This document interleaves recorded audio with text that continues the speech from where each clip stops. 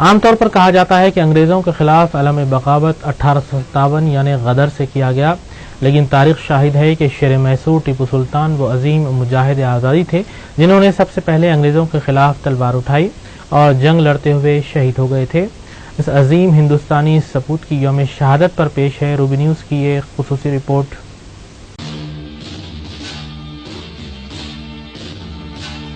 ٹیپو سلطان یہ وہ نام ہے جنہیں شیر میسور کے نام سے بھی یاد کیا جاتا ہے۔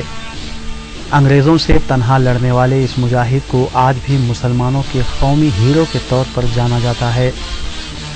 اسلام نے دنیا کو کئی ایسی نامور شخصیات دی ہیں جن پر تمام انسانیت فخر کر سکتی ہے، اور ٹیپو سلطان کا شمار بھی انہی شخصیتوں میں ہوتا ہے۔ ٹیپو سلطان کا نام ایک صوفی بزرگ ٹیپو مستان ولی کے نام پر رکھا گیا، اور ٹیپو سلطان 20 مئی 1750 عیسوی کو جمعے کے مبارک دن میسور کے حکمران حیدر علی کے گھر پیدا ہوئے۔ شیر میسور کی ابتدائی تعلیم گھر پر ہی ہوئی، اور انہوں نے عربی، فارسی، انگریزی اور فرانسیسی تعلیم بھی حاصل کی۔ ہندوستان کی تقسیم سے پہلے انگریزوں نے ہندوستان میں قدم جمانے کی کوشش کی تھی، لیکن ہر بار ٹیپو سلطان نے انگریزوں کو شکست دے دی۔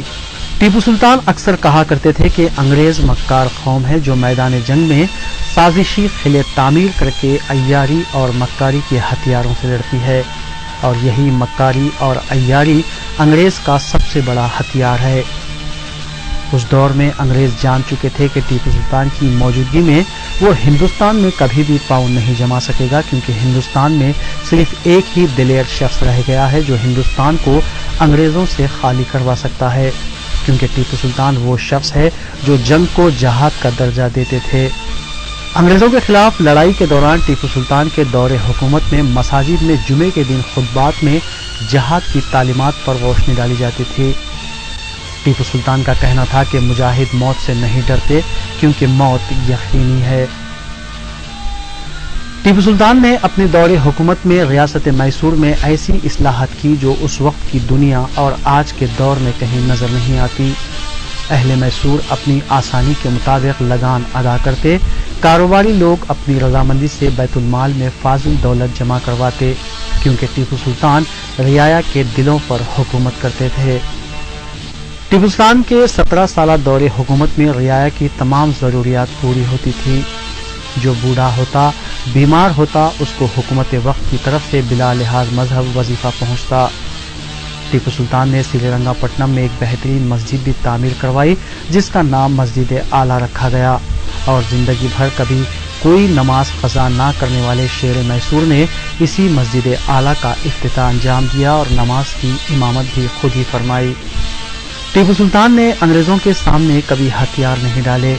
ان کا کہنا تھا کہ گیدڑ کی 100 سالہ زندگی سے شیر کی ایک دن کی زندگی بہتر ہے۔ ہندوستان میں مسلمانوں کی 1000 سالہ تاریخ بھی اپنے دامن میں کئی گوہر آبدار رکھتی ہے جن کا نام اور کارنامے سنتے ہی انسان کا ذہن عقیدت و محبت سے لبریز ہو جاتا ہے۔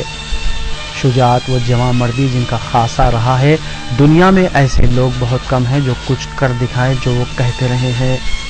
حیدر علی کی وفات کے بعد جب ٹیپو سلطان تخت نشین ہوئے تو تاج پوشی کے وقت انہوں نے دربار میں مختصر مگر جامع خطاب کیا۔ انہوں نے اپنے خطاب میں درباریوں سے کہا کہ میں ایک معمولی اور عام سا انسان ہوں، میری حکومت اور شان سب عارضی ہے، مستقل صرف اللہ تعالیٰ کی ذات بابرکات ہے، ہماری زندگیوں کا کوئی بھروسہ نہیں، لیکن اللہ کے فضل و کرم سے جب تک میں زندہ ہوں میری سانسیں اپنی ریاست میں بسنے والے ہر شہری کے لیے وقف ہے، لیکن خدا کی ذات و بابرکات سے میں نہ تو کسی کے قہر و جلال سے ڈرتا ہوں اور نہ کوئی مجھے اسلام کی راہ سے ہٹا سکتا ہے، بس تم اللہ کے نام پر آگے بڑھتے رہو، اللہ تعالیٰ خود تمہاری مدد کرے گا۔ مورخین کا اتفاق ہے کہ مشرق میں ٹیپو سلطان جیسا دلیر محب وطن، علم و جہاد کا علمبردار اور سیاست و شجاعت کا عظیم سپہ سالار آج تک پیدا نہیں ہوا۔ ٹیپو سلطان نے ہندوستان میں انگریزوں کو ہر مقام پر شکست سے دوچار کیا اور آخر کار انگریزوں کے خلاف لڑتا ہوا یہ مرد مجاہد شہادت کے مقام پر پہنچ گیا۔ جب انگریزوں نے اس شہید کے جسد خاکی کو دیکھا تو انہوں نے نعرہ بلند کیا کہ آج سے ہندوستان ہمارا ہے۔ ٹیپو سلطان نے اس وقت علم جہاد کو بلند کیا تھا جب ملک अंग्रेजों की गुलामी में जकड़ने लगा था। अगर वो चाहते तो दूसरे मफाद परस्त हुक्मरानों की तरह अंग्रेजों से समझौता करते, वक्ती ऐश व आराम उन्हें जरूर हासिल होता, लेकिन आज तारीख उन्हें शेर मैसूर के नाम से याद ना करती। बरखिलाफ इसके उस अजीम शख्सियत ने आर्जी जिंदगी की बजाय हमेशा रहने वाली जिंदगी को तरजीह दी और अपनी लहू से आज़ादी के लिए नई तारीख रकम की। टीपू सुल्तान ने कभी अंग्रेजों के सामने हथियार नहीं डाले, मगर जब वो 4 मई 1799 ईस्वी को श्रीरंगपट्टनम के किले में अंग्रेजों के खिलाफ मैसूर की चौथी जंग में मर्दाना वार लड़ते हुए शहीद हो गए, तब अंग्रेज कौम के पांव इस सरजमीन पर जमने शुरू हो गए। टीपू सुल्तान वो मुजाहिद और दिलेर जंगजू थे जिनकी कहानियां सुनाकर अंग्रेज माएं अपने बच्चों को डराया करती थीं। 4 मई 1799 से आज 4 मई 2013 तक 214 साल गुजर गए, मगर टीपू सुल्तान के दौरे हुक्मरानी और इस सरजमीन पर हिंदुस्तानियों को गुलाम बनाने वाले अंग्रेजों के खिलाफ लड़ाई के जज्बे को आज भी याद किया जाता है। तालीमी निसाब में शहीद टीपू सुल्तान से मुताल्लिक़ दौरे हुक्मरानी, अंग्रेजों के खिलाफ लड़ाई व दीगर कारनामों को शामिल किया गया है। ताहम आज नौजवानों की अक्सरियत इस अजीम मुस्लिम शख्सियत के कारनामों से नावाकिफ है। तारीख का मुताला करे तो मालूम होगा कि टीपू सुल्तान एक कौमी हीरो थे जिन्होंने जाम शहादत नोश किया, मगर गैरों और जालिमों के सामने सर नहीं झुकाया।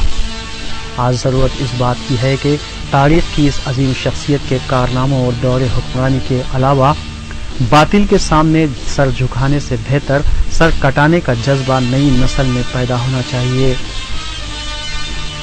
नाज़रीन को हम याद दिलाते चले कि तकरीबन 20 साल कबल दूरदर्शन पर शेर मैसूर टीपू सुल्तान पर एक सीरीज भी पेश की गई थी, जिसे प्रोड्यूसर, डायरेक्टर और एक्टर संजय खान ने पेश किया था।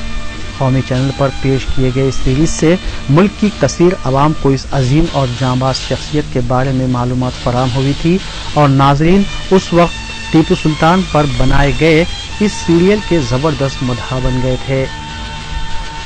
रूबी चैनल शेर मैसूर शहीद टीपू सुल्तान रहमतुल्लाह अलैह को इस मुख्तसर सी रिपोर्ट के जरिए खिराज अकीदत पेश करता है और नाज़रीन से ये अपील करता है कि वो अपने बच्चों को तारीख के उन मुस्लिम शख्सियतों के अहम कारनामों से वाकिफ करवाएं जो हकीकी तौर पर रियाया के हमदर्द, कौम के रहनुमा और सच्चे मुहिब्ब वतन थे।